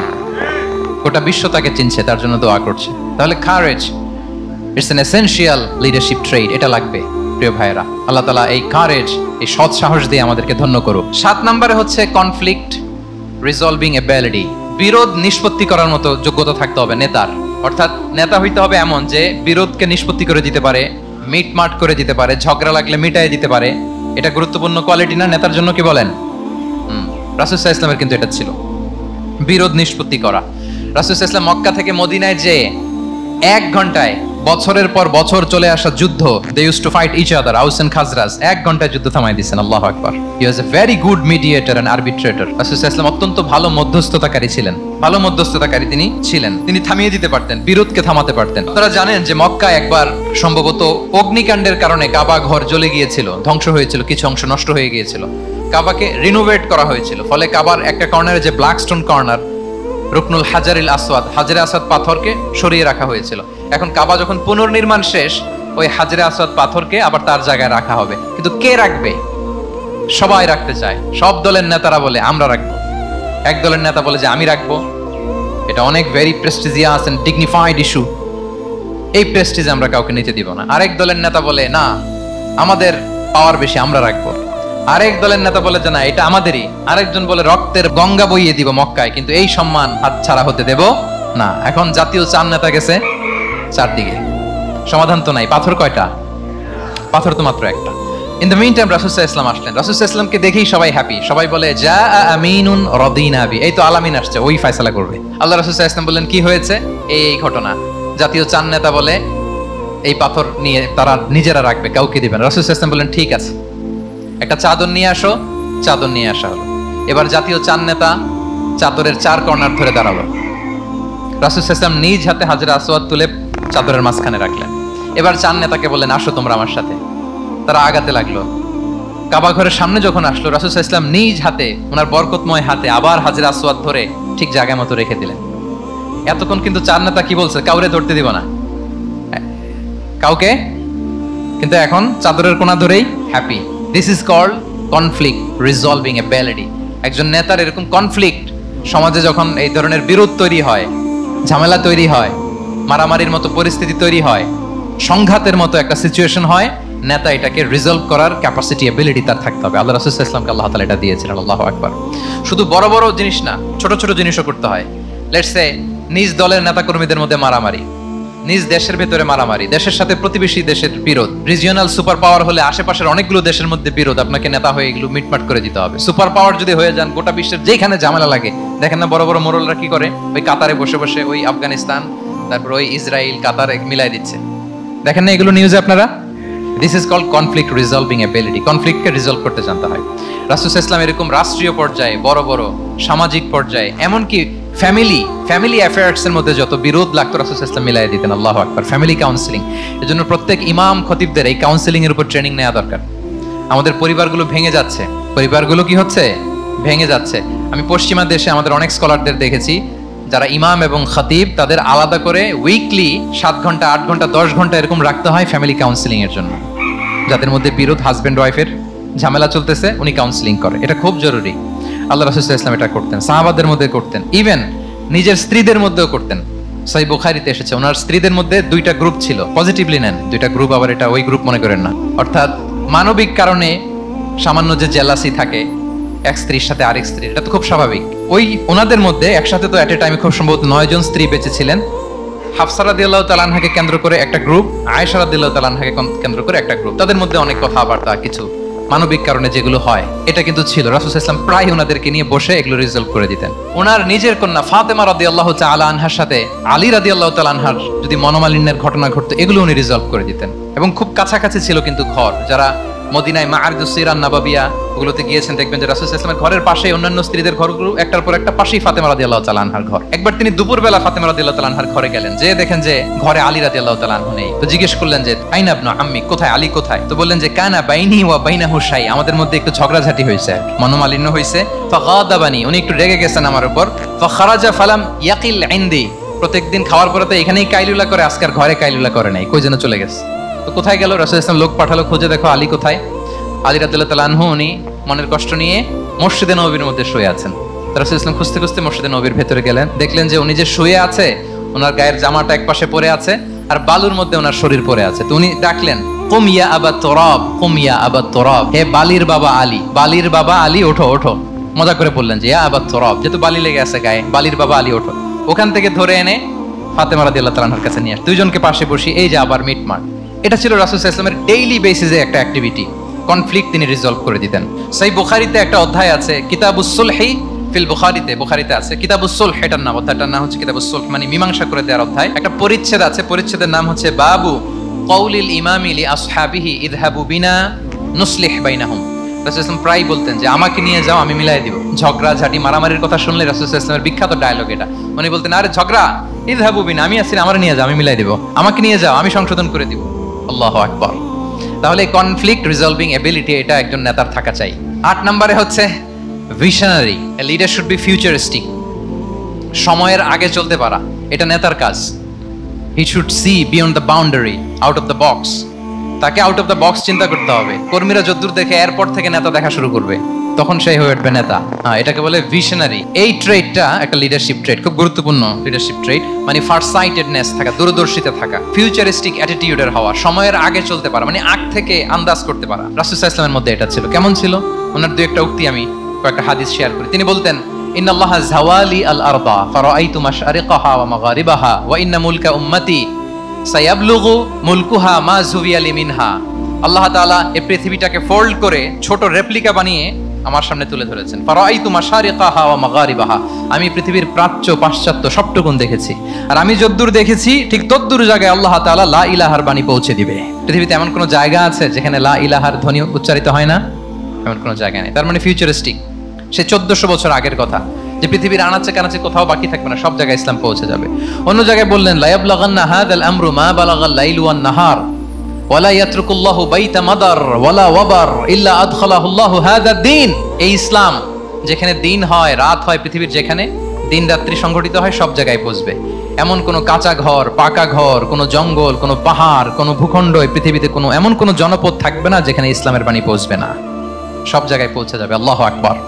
তাহলে এটা হচ্ছে ফিউচারিস্টিক অ্যাটিটিউডের ব্যক্তিত্ব হওয়ার কারণে তিনি এমনটি বলেছেন। আগাম বুঝে ফেলতেন। আপনারা হুদাইবিয়ার সন্ধির কথা জানেন না? হুদাইবিয়ার ট্রিটির কথা শুনেছেন না? 1400 সাহাবা গিয়েছিলেন ওমরা করতে, ওরা ওমরা করতে দিবে না, সন্ধি করো। তো কি সন্ধি? বলে যে রাসূলুল্লাহ লেখা যাবে না, মুহাম্মদ রাসূলুল্লাহ, নো রাসূলুল্লাহ, রাসূলুল্লাহ কাটো। সাহাবীরা বলে আমরা কাটতে পারবো না। রাসূল সাল্লাল্লাহু আলাইহি ওয়াসাল্লাম বললেন না না, কেটে ফেলো। কাটা হলো। এই বছর ওমরা করতে পারবো না, সাহাবারা বলে আমরা মানি না। রাসূল সাল্লাল্লাহু আলাইহি ওয়াসাল্লাম বললেন এটাও মেনে নাও। আগামী বছর আসবে ওমরা করতে, থাকতে পারবা মাত্র 3 দিন। কয়দিন? সাহাবীরা বলে অসম্ভব, এটা আমাদের ভূখণ্ড, আমরা যতদিন মনে যায় থাকবো। রাসূল সাল্লাল্লাহু আলাইহি ওয়াসাল্লাম বললেন না না, বাদ সেদো না, মেনে নাও। মক্কা থেকে কোনো লোক মদিনায় গেলে আমাদেরকে মক্কায় ফেরত দিতে হবে, কিন্তু মদিনা থেকে কেউ মক্কায় আসলে আমরা ফেরত দেব না। দেখছেন ক্লজগুলো? দেখছেন একটার পর একটা সবগুলো কাফিরদের পক্ষে যায়। কোন সাহাবা রাজি হচ্ছেন না, কিন্তু আল্লাহ রাসূল সাল্লাল্লাহু আলাইহি ওয়াসাল্লাম কি বলেন? মেনে নাও, রাজি। কারণ সাহাবারা তো অতরূপ দেখতে পারতেছে না। বলেন 3 তালা উপর থেকে, 3 তালা ভবন থেকে একজন মানুষ যদ্দূর দেখে, 30 তালা ভবনের উপর থেকে কি ওইরকমই দেখে? পানোরামিক ভিউ দেখে, সে অনেক বড় করে দেখে। আর 3 তালা উপর থেকেই সামান্য কিছু দেখে। রাসূল সাল্লাল্লাহু আলাইহি ওয়াসাল্লাম অনেক দূর দেখতে পাচ্ছিলেন। তিনি চিন্তা করলেন কিছু বছর যদি আমাদের মধ্যে দাঙ্গা হাঙ্গামা যুদ্ধ বন্ধ থাকে, আমরা গ্লোবালি ইসলামকে ছড়াই দিতে পারবো। শান্তভাবে মদিনাতে একটা স্ট্রং ইসলামিক কমিউনিটি আমরা তৈরি করতে পারবো। আল্লাহু আকবার। এবং তিনি দেখতে পাচ্ছিলেন ইন্না ফাতাহনা লাকা ফাতহাম মুবিনা, এই হুদাইবিয়ার এই চুক্তি, যেটা আদতে অ্যাপারেন্টলি মনে হচ্ছে সব আমাদের বিপক্ষে যায়, আসলে এইটাই আমাদেরকে ভূমি ধস জয় এনে দিবে। আল্লাহু আকবার। এবং সেটাই হয়েছে। 9 নাম্বার হচ্ছে রেজিলিয়েন্স। এটা একটা চমৎকার লিডারশিপ ট্রেট। রেজিলিয়েন্স মানে সংকট কাটিয়ে ঘুরে দাঁড়াবার সামর্থ্য, মানে যাকে কেউ থামাতে পারে না। আনস্টপেবল, আনস্টপেবল, কোনো কিছু তাকে থামাতে পারে না। লেগে থাকার মানসিকতা, টিকে থাকার মানসিকতা, সহজে হার না মানা, আবার ঘুরে দাঁড়ানো, এটার বলে রেজিলিয়েন্স। এই ক্যাপাসিটি, এই কোয়ালিটি রাসূল সাল্লাল্লাহু আলাইহি ওয়াসাল্লামের মধ্যে ছিল। হি ওয়াজ আনস্টপেবল, হ্যাভিং আনবিলিভেবল সাবর। কোনো কিছু রাসূল সাল্লাল্লাহু আলাইহি ওয়াসাল্লামকে থামাতে পারে নাই। পেরেছে? বলেন, পেরেছে কেউ থামাতে? ছোটবেলা থেকে স্ট্রাগল করে, একটার পর একটা স্ট্রাগল ফেস করে বড় হয়েছেন। জন্মের আগেই তো ওনার পিতাকে আল্লাহ তাআলা উঠিয়ে নিলেন। তার মানে বাবাকে নিজ চোখে এই দুনিয়াতে আমাদের প্রিয় নবীজি দেখে যান নাই। আল্লাহ রাসূল সাল্লাল্লাহু আলাইহি ওয়াসাল্লাম ওনার বাবাকে, পিতাকে দেখছেন? দেখেন নাই। ওনাদের আমেনা এবং আব্দুল্লাহ, ওনাদের সংসার ছিল মাত্র সপ্তাহখানেক, এক সপ্তাহের সংসার। এই সপ্তাহখানেকের সংসারেই আল্লাহ তাআলা রাসূল সাল্লাল্লাহু আলাইহি ওয়াসাল্লামকে ওনার মায়ের পেটে পাঠিয়েছেন। আব্দুল্লাহ চলে গেলেন ব্যবসায়, ফিরে আসার পথে ওখানেই মারা গেলেন, ইয়াসরিবে। তার মানে জন্মের আগেই বাবাকে হারালেন, ইয়াতিম হয়ে দুনিয়াতে আসলেন। এরপরে মাকে হারালেন, এরপরে দাদাকে হারালেন, এরপরে চাচাকে হারালেন। Physically, mentally torture, emotionally traumatise করার যত ধরন আছে কাফিররা করেছে, কোনো কিছু রাসূল সাল্লাল্লাহু আলাইহি ওয়াসাল্লামকে থামাতে পেরেছে? ওনার লাইফ থ্রেট ছিল। হিজরতের রাতে তো আল্লাহ তাআলা বললেন আজই যেতে হবে, না হলে হত্যার ষড়যন্ত্র হচ্ছে, ব্ল্যাক ম্যাজিক করা হয়েছে। রাসূল সাল্লাল্লাহু আলাইহি ওয়াসাল্লাম খাসির মাংস, খাসির যে বাজুর মাংস, এটা পছন্দ করতেন। খাইবারে এক ইহুদি নারী এই খাসির মাংসের মধ্যে বিষ মিশিয়ে, পয়জন দিয়ে রাসূল সাল্লাল্লাহু আলাইহি ওয়াসাল্লামকে খাইয়েছিল হত্যার জন্য, একটার পর একটা। বলেন, রাসূল সাল্লাল্লাহু আলাইহি ওয়াসাল্লামের মিশন থেকে এক চুল পরিমাণ ওনাকে পেছনে নেওয়া গিয়েছে? He was unstoppable. This is called resilience. একজন নেতার মধ্যে এই রেজিলিয়েন্ট মানসিকতা থাকতে হবে যে আমাকে কেউ থামাইতে পারবে না, আমরা আমাদের মঞ্জিলে মকসুদে যাবই, এই মেন্টালিটি হইতে হবে। এটা হচ্ছে একটা লিডারশিপ ট্রেট, রেজিলিয়েন্ট। 10 নম্বরে হচ্ছে স্ট্র্যাটেজিক লিডারশিপ। নেতার কৌশলী হতে হয়। তার যে লক্ষ্য, মিশন, ভিশন, এটা সে সুকৌশলে আদায় করে নেবে। শুধু স্ট্র্যাটেজি নিয়ে, রাসূল সাল্লাল্লাহু আলাইহি ওয়াসাল্লাম স্ট্র্যাটেজি নিয়ে সুদীর্ঘ আলোচনা হতে পারে। আমি দুই একটা স্ট্র্যাটেজির কথা বলি, দুই একটা ওয়ার স্ট্র্যাটেজি। যুদ্ধের ময়দানে উনি কি স্ট্র্যাটেজি অবলম্বন করতেন দেখেন। উনি যুদ্ধের ডিস্ট্রাকশনকে, ক্যাজুয়ালিটি মিনিমাইজ করবার জন্য ওনার নির্দেশনা থাকতো, খবরদার কোনো নারীর গায়ে হাত তুলো না যুদ্ধের ময়দানে, শিশুর গায়ে হাত তুলো না, কোনো পাদ্রীর গায়ে হাত তুলো না, উপাসনারত যে সন্ন্যাসীরা আছে তাদের গায়ে হাত তুলো না, ওই এলাকার গবাদি পশুগুলোকে মেরো না, গাছপালা ধ্বংস করো না, যারা তোমাদের বিরুদ্ধে তলোয়ার ধরেনি তাদেরকে অ্যাটাক করো না। আল্লাহু আকবার, হোয়াট এ স্ট্র্যাটেজি! এবং যুদ্ধ চলাকালীন সময়ে সব সৈনিককে উনি এক জায়গায় মোতায়েন করতেন না, 5 ভাগে ভাগ করে নিতেন। ডান পাশে মাইমানা, বাম পাশে মাইসারা, সামনে হচ্ছে মুকাদ্দিমাতুল জাইশ, মাঝখানে কালব, পেছনে খালফ। এইভাবে 5টা ব্যাটালিয়নে ভাগ করে তারপরে তিনি যুদ্ধ পরিচালনা করতেন। What a war strategy! বদরের যুদ্ধে যখন পৌঁছলেন মদিনা থেকে 130 কিলোমিটার দূরে, দূরে আফসা দেখা যায়, মরিচিকার মধ্যে দেখা যায় ওই যে মুশরিকরা ওখানে আসছে, কিন্তু তারা কতজন এটা তো বোঝা যায় না। তো কিছু ছেলে এই মরুভূমিতে থাকে, ওদেরকে পানি সরবরাহ করে। এদেরকে রাসূল সাল্লাল্লাহু আলাইহি ওয়াসাল্লাম জিজ্ঞেস করলেন যে কুরাইশরা যে আসছে তারা সংখ্যায় কত, এটা না জানলে তো উনি ওনার ওয়ার স্ট্র্যাটেজি ঠিক করতে পারবেন না, যুদ্ধের কৌশল। তো এরা বলে নাহনু লা নাদরি, আমরা জানি না কত। এখন এটা কিভাবে তিনি বের করবেন? সংখ্যায় তারা কত এটা তো আমাকে ফাইন্ড আউট করতে হবে। রাসূল সাল্লাল্লাহু আলাইহি ওয়াসাল্লাম বলেন যে ওরা কি খায়? বলে যে প্রতিদিন ওট জবাই করে খায়। তো রাসূল সাল্লাল্লাহু আলাইহি ওয়াসাল্লাম বলেন যে প্রতিদিন কয়টা ওট লাগে? বলে যে ইয়াউমান তিসআন ওয়া ইয়াউমান আশরান। 2 দিন হইছে আসছে, তো প্রথম দিন দেখলাম 9টা জবাই করছে, আজকে দেখছি 10টা জবাই করছে। রাসূল সাল্লাল্লাহু আলাইহি ওয়াসাল্লাম বললেন ইদান আল কওমু মা বাইনা আত-900 ওয়াল আলফ, তাহলে ওরা 900 থেকে 1000 এর মধ্যে। সুবহানাল্লাহ। এবার বলেন বদরের যুদ্ধে কুরাইশদের সংখ্যা ছিল কত? আল্লাহু আকবার, হোয়াট এ ওয়ার স্ট্র্যাটেজি! নমুনা দেখে বুঝে ফেলছেন কতজন তারা। এইভাবে রাসূল সাল্লাল্লাহু আলাইহি ওয়াসাল্লাম ওনার স্ট্র্যাটেজি নির্ধারণ করতেন। লোকেশন শেয়ার করতেন না। সুবহানাল্লাহ। কোথায় যাবেন বলতেন না, চলো চলো বলে ছুটতেছেন। কোথায় যাবেন উনি জানেন। অ্যাটাক করবেন এইদিকে, ডান দিকে। অ্যাটাক করবেন কোন দিকে? কিন্তু মদিনা থেকে বের হতেন বাম দিক দিয়ে। অ্যাটাক করবেন উত্তরে, মদিনা থেকে বের হতেন কোন দিক দিয়ে? দক্ষিণ দিক দিয়ে। যে রাতে হিজরত করবেন মদিনা উত্তর দিকে, উনি দক্ষিণ দিকে চলে গেছেন গারে সাউরে 3 দিন থেকে আগে, ওরা যাতে বুঝতে না পারে। সুবহানাল্লাহ। এটা ছিল রাসূল সাল্লাল্লাহু আলাইহি ওয়াসাল্লামের ওয়ার স্ট্র্যাটেজি। এবং সবাই যেই পথে মক্কা থেকে মদিনা যায় উনি কিন্তু ওই পথে যাননি। ক্যারাভেনগুলো, কাফেলাগুলো যেই পথে মক্কা থেকে মদিনা ইউজুয়াল রুট যেটা, যাননি। সাওয়াহিলি পথে, সাগরের পাশ দিয়ে স্পেশাল একজন গাইড ভাড়া করে তিনি গিয়েছেন। আল্লাহু আকবার। This is called strategy. তাহলে স্ট্র্যাটেজিক লিডারশিপ লাগবে। একজন নেতার স্ট্র্যাটেজিক প্ল্যানিং ঠিক করা লাগবে। এটা তাকে সামনের দিকে আগাতে অনেক সহায়তা করবে। 11 নম্বর, প্র্যাকটিক্যাল উইজডম, অর্থাৎ প্রজ্ঞা থাকতে হবে। একজন নেতা যে ডিসিশনগুলো সে মেক করবে এটা প্রজ্ঞায় সুসজ্জিত হইতে হবে। আল্লাহ রাসূল সাল্লাল্লাহু আলাইহি ওয়া আলিহি ওয়াসাল্লামের যতগুলো সিদ্ধান্ত ছিল, কাজ ছিল, কোনোটাই প্রজ্ঞা থেকে খালি ছিল না, সবগুলো ছিল প্রজ্ঞায় সমৃদ্ধ। ভুরি ভুরি উদাহরণ হাজির করা যেতে পারে। আমি 2টা উদাহরণ দেই। মাক্কি জীবনের একটা উদাহরণ দিই। রাসূল সাল্লাল্লাহু আলাইহি ওয়াসাল্লাম মক্কাতে নবুয়তের 5ম বৎসরে যখন নও-মুসলিম সাহাবাদের উপর অত্যাচারের মাত্রা মারাত্মক বেড়ে গেল, রাসূল সাল্লাল্লাহু আলাইহি ওয়াসাল্লাম সাহাবাদেরকে হিজরতে পাঠালেন। বলেন তো কোথায় পাঠিয়েছিলেন? সবাই বলুন।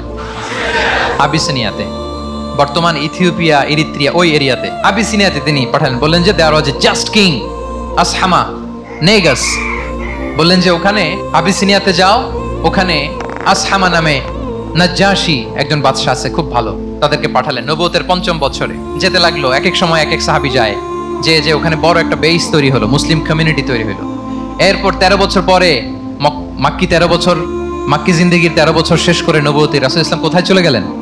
মদিনায়। মদিনায় যে রাসূল ইসলাম একটা ইসলামী স্টেট তিনি প্রতিষ্ঠা করলেন। প্রথম হিজরি যায়, দ্বিতীয় হিজরি যায়, একটার পর একটা যুদ্ধ যায়, মুসলিম কমিউনিটি বাড়ে, কমপ্লিট ইসলামিক স্টেট হয়ে যায়। কিন্তু ওই আবিসিনিয়া থেকে ওই গ্রুপ আর ফিরে না।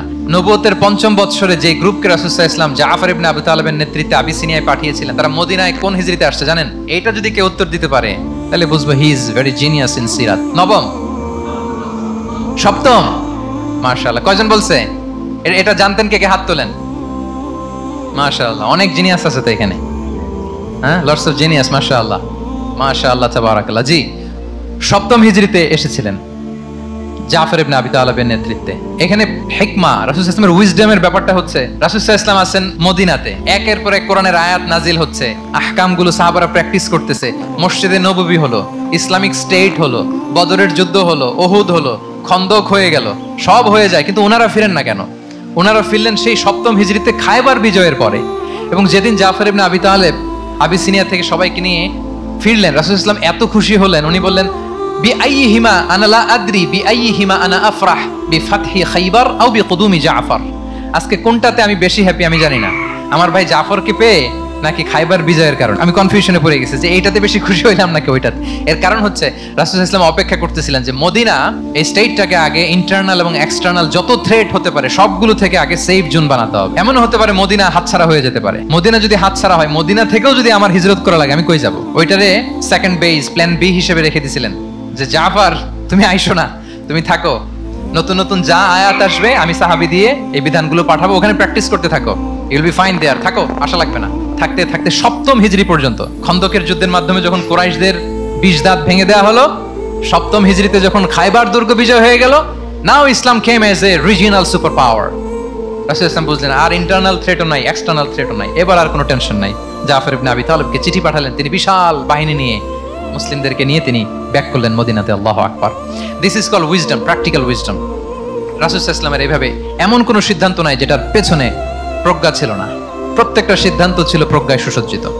আমরা যদি মদিনার একটা উইজডমের কথা খেয়াল করি, খুব সংক্ষেপে বলি, মদিনাতে আল্লাহ রাসূল সাল্লাল্লাহু আলাইহি ওয়া আলিহি ওয়াসাল্লাম, মদিনার সোসাইটিতে মুনাফিক কারা বলেন তো? এটা কি রাসূল সাল্লাল্লাহু আলাইহি ওয়াসাল্লাম জানতেন না? জানতেন কিনা বলেন? এই জানাটা কি ধারণা বেশ, মানে মনে হয় ও মুনাফিক এরকম, নাকি গাইডেড বাই ওয়াহি, গাইডেড বাই রেভেলেশন? স্বয়ং আল্লাহ তাআলা জানিয়ে দিয়েছেন। এরপর কোনোদিন রাসূল সাল্লাল্লাহু আলাইহি ওয়াসাল্লাম মানুষের সামনে কাউকে মুনাফিক বলে পরিচয় করিয়ে দেন নাই। মদিনার সোসাইটিতে কেউ জানতো না, বুঝতে পারতো আচরণ মুনাফিকের মতো, কিন্তু রাসূল ইসলাম কখনো বলেন নাই যে ও মুনাফিক। কখনো বলছেন? বলেন নাই। চিন্তা করছেন? আমরা তো কথায় কথায় ফেসবুকে মন মতো না হইলে কি লিখি? বেসড অন অ্যাজাম্পশন, আমার মন মতো হয় নাই, ও মুনাফিক। কিন্তু ওহী দ্বারা সুনিশ্চিত হয়েও রাসূল ইসলাম কাউকে মুনাফিক বলে অ্যাড্রেস করেন নাই। আল্লাহু আকবার। কেন করেন নাই? মুসলিম সাহাবারা চটে যাবে, মুনাফিকদেরকে হত্যা করবে, তখন মুশরিকরা, কুরাইশরা, ইহুদিরা কি বলবে? যে মুহাম্মদের অনুসারীরা একে অন্যকে হত্যা করে। কারণ মুনাফিকরা তো অন্য সাহাবীদের মতো তারাও মসজিদে নববীতে এসে রাসূল সাল্লাল্লাহু আলাইহি ওয়াসাল্লামের পেছনে নামাজ পড়তো। অ্যাপারেন্টলি দেখতে তো তারাও মুমিন, দেখতে তারাও কি মুমিন। কখনো রাসূল সাল্লাল্লাহু আলাইহি ওয়াসাল্লাম বলেন না। তবে হুযায়ফা ইবনুল ইয়ামান রাদিয়াল্লাহু তাআলা আনহু নামে একজন সাহাবী, উনি মদিনার গোয়েন্দা বিভাগের প্রধান ছিলেন রাসূল সাল্লাল্লাহু আলাইহি ওয়াসাল্লামের, উনাকে বলে গিয়েছিলেন কারা কারা মুনাফিক। নামের লিস্টটা এজ এ রেফারেন্স শুধু ওনাকে বলেছিলেন, আর কাউকে বলেন নাই। এজন্য ওমরে ফারুক রাদিয়াল্লাহু তাআলা আনহু যখন মদিনার খলিফা, তখন তিনি কেউ মারা গেলে ওনাকে যখন জানাজার ইমামতির জন্য বলা হতো, উনি দেখতেন যে ওই জানাজায় হুযায়ফা গিয়েছে কিনা। যদি হুযায়ফা ইবনুল ইয়ামান ওখানে যেতেন, উনি ওই নামাজের ইমামতি করতেন। আর যদি দেখতেন ওখানে হুযায়ফা নাই, ওখানে ওমরও নাই রাদিয়াল্লাহু তাআলা আনহু, আল্লাহু আকবার, তিনি কৌশলে পাশ কাটিয়ে বলতেন অন্য কেউ এই নামাজের ইমামতি করে দাও, আমি যাব না। আল্লাহু আকবার। তাহলে রাসূল সাল্লাল্লাহু আলাইহি ওয়াসাল্লামের উইজডম দেখেন, তিনি কমিউনিটির মধ্যে ইউনিটি ধরে রাখার জন্য কখনো মুনাফিকদের নাম বাই নেম তাদেরকে চিনতেন, কখনো ডিসক্লোজ করেন নাই। আল্লাহু আকবার। This is called wisdom. 12 number হচ্ছে, লাস্ট পয়েন্ট হচ্ছে succession management. A good leader produces a good leader, a true leader produces a true leader. একজন ভালো নেতা সে ভালো নেতা তৈরি করে, কি বলেন? একজন যোগ্য নেতা আরো যোগ্য উত্তরসূরি তৈরি করে, ঠিক কিনা বলেন? আমি শুধু নেতা, নেতৃত্বের সব গুণ আমার মধ্যে খালি হাবুডুবু খায়, আমি কাউরে নেতা বানাতে পারলাম না, তো আমি চলে যাওয়ার পরে আমার দল চালাবে কে? আমার দেশ চালাবে কে? এই উম্মাহকে নেতৃত্ব দিবে কে? রাসূল সাল্লাল্লাহু আলাইহি ওয়াসাল্লাম নিজে যেমনি অনুসরণীয় নেতা ছিলেন, অনুকরণীয় নেতৃত্ব দিয়েছেন, তিনি এরকম নেতৃত্ব তৈরিও করে গিয়েছেন, ঠিক কিনা বলেন? আল খোলাফা আর রশিদিন আল মাহাদিন, তাদের কথা যদি খেয়াল করেন, আবু বকর রাদিয়াল্লাহু তাআলা আনহুর ব্যাপারে তো ওনার প্রচ্ছন্ন কিছু ইঙ্গিতও ছিল।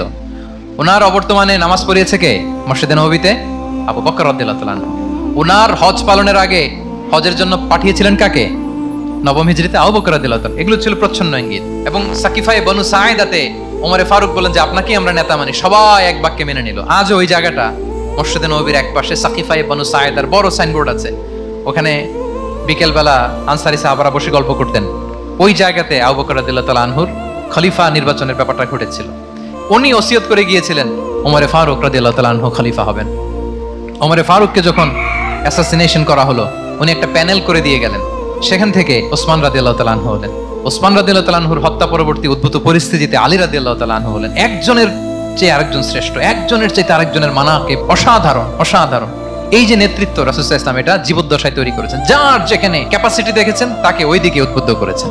যার মধ্যে যুদ্ধের ব্যাপারে জ্ঞান দেখেছেন তাকে যুদ্ধের সেনাপতি বানিয়েছেন। Khalid bin Walid, chief of the Muslim military, Muslim বাহিনীর সেনাপ্রধান ছিলেন কে? খালিদ বিন ওয়ালিদ।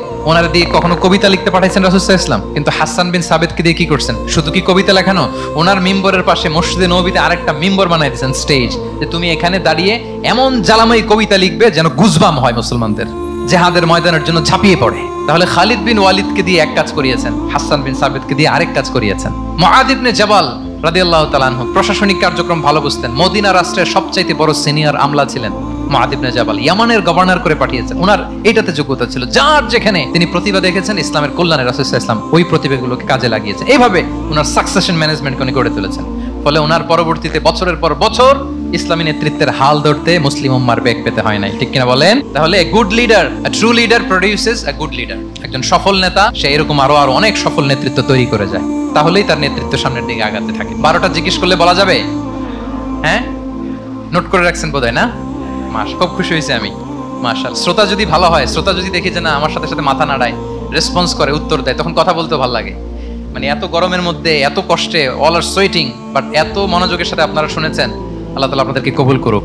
যুগোপযোগী নেতৃত্ব তৈরি করবার জন্য রাসূল সাল্লাল্লাহু আলাইহি ওয়াসাল্লামের এই যে লিডারশিপ ট্রেট, লিডারশিপ ফিচার্স, লিডারশিপ কোয়ালিটি, ওনার যে নেতৃত্বের ধরন আমরা জানলাম, এগুলো থেকে আমাদের অনেক শেখার আছে, অনেক নেয়ার আছে। আমরা চাইবো আমাদের আগামী নেতৃত্ব আল্লাহ রাসূল সাল্লাল্লাহু আলাইহি ওয়াসাল্লামের এই লিডারশিপ ট্রেট থেকে উপকৃত হবে। তারা এগুলো স্টাডি করবে, এখান থেকে তারা তাদের নিজেদের নেতৃত্বকে সাজাবে। আল্লাহ তাআলা আমাদের সবাইকে কথাগুলো বোঝা আর আমল করার তৌফিক দান করুন। আমি আবারও মিনার চট্টগ্রাম বিশ্ববিদ্যালয়কে অন্তরের অন্তঃস্থল থেকে শুভেচ্ছা জানাই এরকম চমৎকার প্রোগ্রামের আয়োজন করবার জন্য। ইউনিভার্সিটি অথরিটিকে আমি শুভেচ্ছা জানাই এবং আমার মাথার তাজ সম্মানিত শিক্ষক মণ্ডলীকে শুভেচ্ছা জানাই এবং প্রিয় শিক্ষার্থী বন্ধুদেরকে আবারও প্রাণঢাল অভিনন্দন জানিয়ে রাসূল সাল্লাল্লাহু আলাইহি ওয়াসাল্লামের নেতৃত্বের উপর প্রফেটিক লিডারশিপ টপিকে এই আলোচনা আমি এখানেই শেষ করছি। হাদা মা ইনদি ওয়াল ইলমু ইনদাল্লাহি আলাইহি তাওয়াক্কালতু ওয়া ইলাইহি উনীব। ওয়াসসালামু আলাইকুম ওয়া রাহমাতুল্লাহি ওয়া বারাকাতুহু।